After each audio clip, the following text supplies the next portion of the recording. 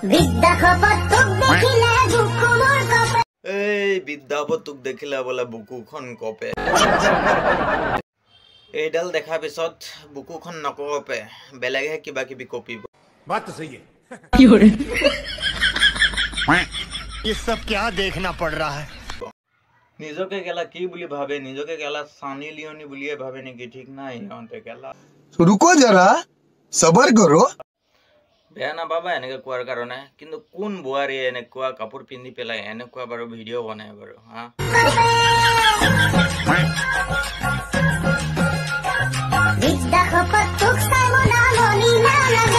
বকচদি তাৰ চাবলে 1 লাখ ফলো পাই থৈছে না